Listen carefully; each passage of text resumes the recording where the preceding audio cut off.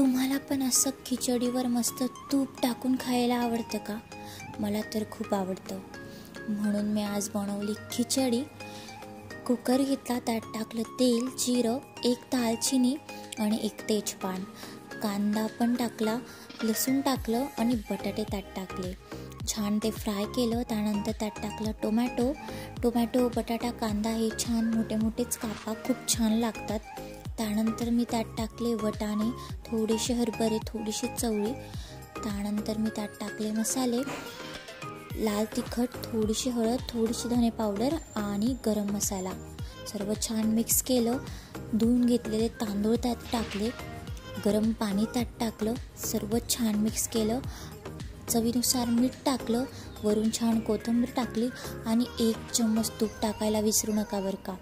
3 शिट्ट्या काढून घेतल्या आणि बघा ही खिचडी किती छान झाली आहे.